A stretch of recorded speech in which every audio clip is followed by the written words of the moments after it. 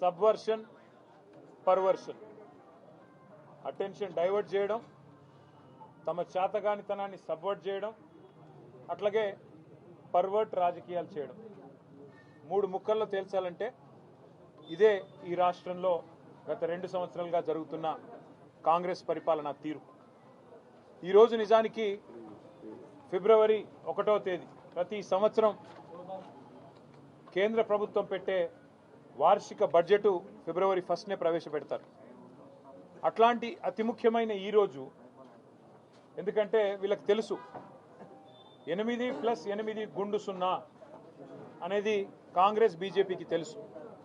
8 మంది పార్లమెంట్ సభ్యులు కాంగ్రెస్కున్నా, 8 మంది పార్లమెంట్ సభ్యులు భారతీయ జనతా పార్టీకున్నా, తెలంగాణకి గత 2 బడ్జెట్లలో దక్కింది 0, ఈ బడ్జెట్లో కూడా దక్కేది 0 అనేది స్పష్టంగా తెలుసు. కాబట్టి ఇవాళ కేవలం ఆ అంశం మీదికి, వీళ్ళ వైఫల్యం మీదికి, వీళ్ళ చాతగానితనం మీదికి, వీళ్ళ అసమర్థత మీదికి కేంద్రంతో పోరాడి నిధులు తేలేని మరి తమ వైఫల్యాన్ని కప్పిపుచ్చుకోవడానికే ఈరోజు ఉద్దేశపూర్వకంగా మా నాయకుడు కేసీఆర్ గారికి ఆగమేఘాల మీద ఏదో ఆకాశం ఏదో కూలిపోయినట్టు 2 సంవత్సరాల కిందట విచారణ ప్రారంభమైతే 2 సంవత్సరాల కిందట కేసు పెడితే ఈరోజు కేసీఆర్ గారికి కేంద్ర బడ్జెట్ ప్రవేశపెట్టే రోజు తమ వైఫల్యాన్ని కప్పిపుచ్చుకోవడానికి 8+8 గుండు 0 అని రాష్ట్ర ప్రజలు మళ్ళీ అంటారనే భయంతో కేవలం ఫోకస్ షిఫ్ట్ కోసమే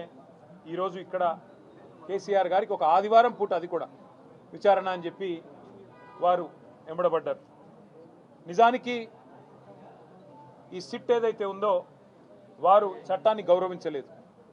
భారత ప్రభుత్వం పార్లమెంట్ ద్వారా తెచ్చిన బిఎన్ఎస్ఎస్ చట్టాన్ని కూడా వీరు గౌరవించలేదు. అందులో పొందుపరిచిన నిబంధనలు కూడా గౌరవించలేదు. ఆ విషయాన్ని నిన్న మా ఆర్ఎస్ ప్రవీణ్ గారు చాలా వివరంగా మీకు చెప్పారు. సిట్ చట్టాన్ని గౌరవించలేదు, కానీ మేము ఒక బాధ్యత గల పార్టీగా, తెలంగాణ ప్రజల గొంతుగా, తెలంగాణ ప్రజల ప్రతినిధిగా పెద్దలు కేసీఆర్ గారు ఈరోజు సిట్ చట్టాన్ని గౌరవించకపోయినా, రాష్ట్ర ప్రభుత్వం ఆడిచ్చినట్టు ఆడుతున్నా, కేసీఆర్ గారు మాత్రం చట్టం మీద, న్యాయం మీద ఉన్న గౌరవంతో పూర్తి స్థాయిలో ఇవాళ విచారణకు సహకరించి, ఆయనకు నిజానికి ఇక్కడ రావాల్సిన అవసరం లేదు.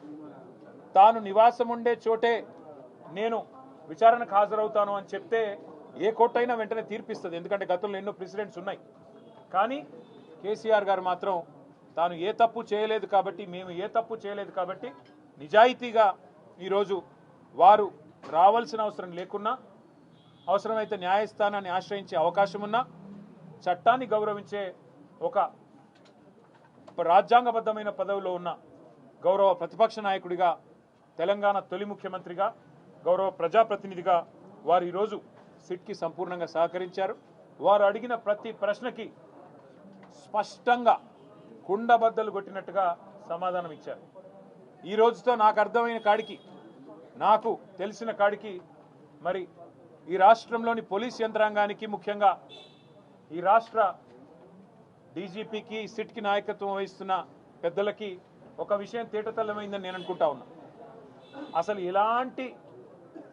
ఎలాంటి తప్పు జరగలేదు అనే మాట స్పష్టంగా ఈ విచారణను నిర్వహిస్తున్న అధికారులకు ఇవాళ తేటతెల్లమైందని చెప్పి నేను భావిస్తా ఉన్నా.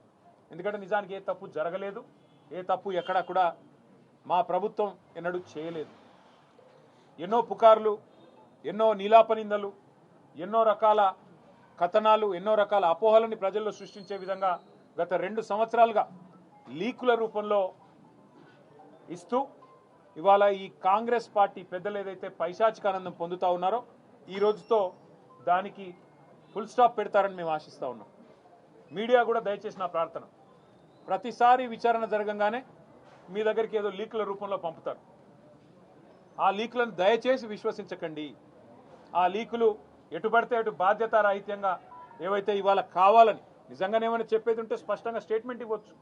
నిజంగానే ఏదైనా తప్పు జరిగింటే అధికారులు ముందుకొచ్చి చెప్పొచ్చు, మంత్రులు ముందుకొచ్చి చెప్పొచ్చు, బాధ్యతలో ఉన్న వ్యక్తులు ముందుకొచ్చి చెప్పొచ్చు. కానీ మరి కేవలం లీకుల మీద ఆధారపడి మరి ఇదిగో పులి అంటే అదిగో తోక అన్నట్టుగా నడుపుతా ఉన్నారంటేనే ఈ కేసులోని డొల్లతనం బయటపడుతుందనే మాట కూడా నేను మీకు విజ్ఞప్తి చేస్తా ఉన్నా.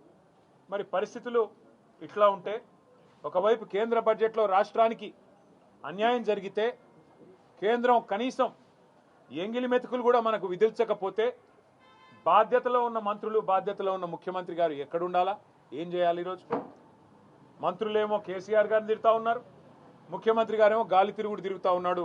విదేశాల్లో విహారయాత్రలు, ఆయన పర్వట్టు కోరికలన్నీ నెరవేర్చుకునే విధంగా కార్యక్రమాలు చేస్తూ ఉన్నాడు. మున్సిపల్ ఎన్నికలు ఒకవైపు జరుగుతూ ఉన్నాయి. రేపు చివరి రోజు నామినేషన్ విత్డ్రావల్స్కి ఇంకా ఇతరత్ర కార్యక్రమానికి బీఫామ్ ఇచ్చేదానికి రేపో ఎల్లుండో. అలాంటి ఈ పరిస్థితుల్లో మున్సిపల్ ఎన్నికల్లో ప్రధాన ప్రతిపక్షంగా మేము ఎక్కడికక్కడ పోరాటం చేస్తుంటే క్షేత్రస్థాయిలో మా ఏకాగ్రతను దెబ్బతీయడానికి, ప్రజల అటెన్షన్ డైవర్ట్ చేయడానికి మళ్ళీ ఈ కాక్ అండ్ బుల్ స్టోరీ ఒకటి తయారు చేసి ఏదో జరిగిపోయింది వాళ్ళ కేసీఆర్ గారిని ఏదో విచారిస్తున్నారు, గ్రిల్ చేస్తున్నారు అంటూ కథనాలు వడ్డించి వార్చిన మరి ఈ ప్రభుత్వ అధికారులు వారికి ఇవాళ ఇతోధికంగా ఆదేశాలు ఇస్తున్న కాంగ్రెస్ పార్టీ పెద్దలు చూస్తూ ఉంటే మాకు అర్థం కావట్లేదు. ఈ అసత్య కథనాలు, ఈ లీకులు, ఈ అబద్ధాలు, ఈ అదిగో పులి అంటే ఇదిగో తోక అనే పనికిమాలిన వ్యవహారం అంతా చూస్తూ ఉంటే అసలు ఈ విచారణ ఎవరి ఆధీనంలో జరుగుతుందో మాకు అర్థం కావట్లేదు. ప్రదేశ్ కాంగ్రెస్ కమిటీ అధ్యక్షుడు మహేష్ గౌడ్ గారి నాయకత్వంలో సిట్ ఉందా, లేక అధికారుల ఆధీనంలో ఉందా మాకైతే అర్థం కావట్లేదు. విచారణ చేసేది సిట్టా, లేక పీసీసీయా, లేక బీజేపీనా, అది కూడా మాకు అర్థం కావట్లేదు. వాళ్ళ రాష్ట్రంలో ఎంత దయనీయమైన పరిస్థితులు ఉన్నాయంటే నిన్నటికి నిన్న హైదరాబాద్ నడిబొడ్డున కోటిలో సుల్తాన్ బజార్ పరిధిలో పొద్దున 8 గంటలకి తుపాకీతో కాల్పులు జరిపి లక్షల రూపాయలు దొంగలు ఎత్తుకొని పోయినా వారి గురించి పట్టించుకునే నాదుడు కానీ, ఈ రాష్ట్రంలో ఇంత దిగజారిన శాంతి భద్రతల గురించి పర్యవేక్షించేవాడు కానీ, సమీక్ష చేసేవాడు కానీ ఈ రాష్ట్రంలో ఎవరు లేరు. చివరికి ఎంత దారుణం అంటే గంజాయి స్మగ్లర్లు ఈ రాష్ట్రంలో ఒక ఎక్సైజ్ కానిస్టేబుల్ను బండి ఎక్కించి ఆ అమ్మాయిని చంపేస్తే కూడా ఈ రాష్ట్రంలో అడిగే నాతుడు లేడు, పట్టించుకునేవాడు లేడు. ప్రభుత్వం నుంచి స్పందన అనేది సున్నా. అంటే ఎంత దయనీయమైన పరిస్థితుల్లో ఈ రాష్ట్రంలో శాంతి భద్రతలు ఉన్నాయో దీన్ని బట్టే చెప్పొచ్చు. సమ్మక్క సారక్క జాతర కోట్లాది మంది ప్రజలు గొప్ప జాతరగా తెలంగాణ కుంభమేళగా జరిగే అద్భుతమైన పండుగ, తెలంగాణ ప్రజలకు అత్యంత ప్రీతిపాత్రమైన పండుగ. అలాంటి పండుగలో అధ్వాన్నమైన ఏర్పాట్లు ఉన్నాయని చెప్పి అక్కడ భక్తులు తిరగబడుతుంటే, అక్కడ భక్తులు ఇవాళ చివరికి మంత్రుల అద్దాలు ధ్వంసం చేస్తుంటే, మంత్రుల కార్ల అద్దాలు ధ్వంసం చేస్తుంటే ఎంత అధ్వానంగా ఈ రాష్ట్రంలో ట్రాఫిక్ నిర్వహణ, శాంతి భద్రతల నిర్వహణ, కనీసం ప్రజల మనోభావాల్ని గౌరవిస్తూ తెలంగాణ కుంభమేళాలో కనీస ఏర్పాట్లు కూడా చేయలేకపోతే సమీక్షించేవాడు లేడు.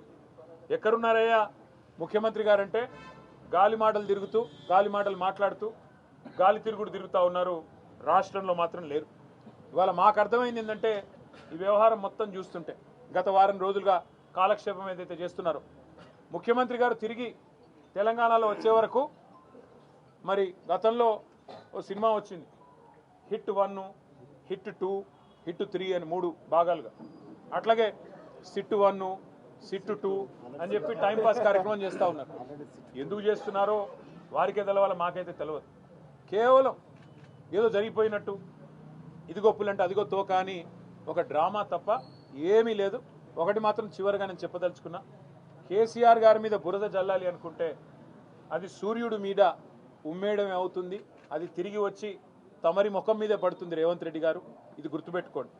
ఇక చివరిగా మీ చెత్త రాజకీయం, ఈ లీకులు, పనికిమాలిన విచారణలు 2 ఏళ్ళు కాలక్షేపం చేశారు.